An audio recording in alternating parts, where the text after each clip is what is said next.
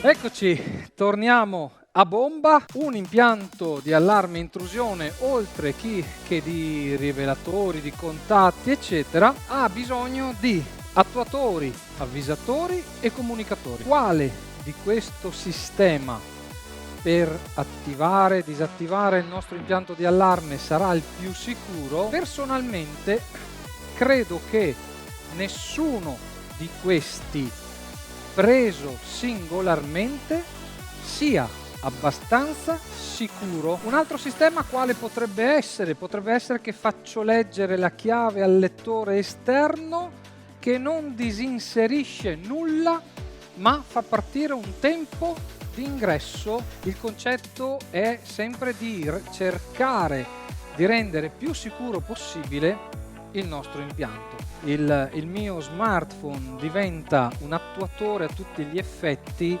e dovrò averne cura. Che garanzia date al vostro cliente nel momento in cui gli mettete in moto un impianto d'allarme e 99,9% gli date un'app? Perché oggi se non abbiamo un'app sembra che non gli abbiamo fatto l'impianto d'allarme.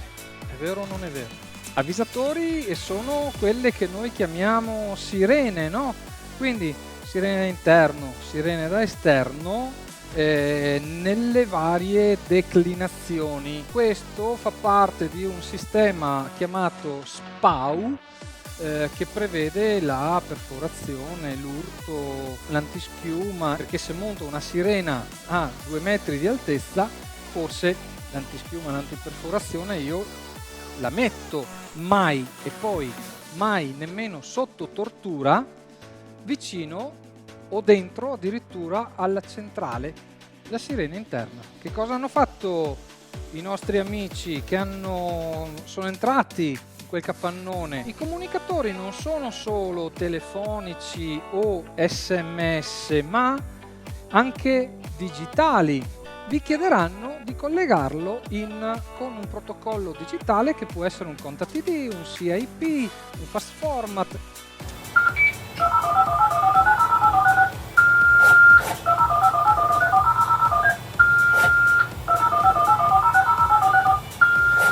Bene, grazie regia. Questo è un ContaTD. Che cosa fa il ContaTD? Come fa il ContaTD a parlare con la centrale operativa?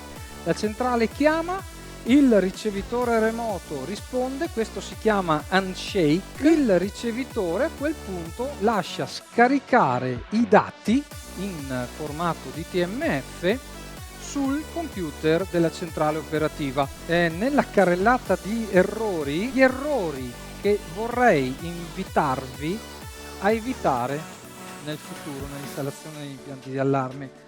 Siccome qui c'è una gratta metallica, non sono riusciti a far funzionare una barriera a microonde perché è troppo vicina alla gratta metallica.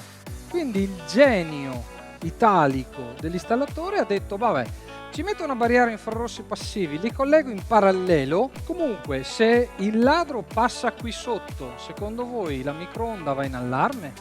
Per tutta la tratta abbiamo completamente vanificato, buttato al cesso quella microonda lì. Il VX installato 1,50 m è pet immune agli elefanti, ma soprattutto perché ho letto installatori che su Facebook scrivono che se entra il ladro e distrugge la centrale, domani ne vendono una nuova. Capite a che punto siamo? Indicazioni del costruttore. Ho finito il tempo versus buon senso. Questa è la penultima. Guardate, questo è un alimentatore remoto installato in un pozzetto. Scusa, cosa c'è che non va, scusami? Niente, no, guarda, non avrei saputo farlo meglio. Scusate, di melma. Perché questa centrale è in un bagno di un locale pubblico e questa, vabbè, lascio commentare a voi.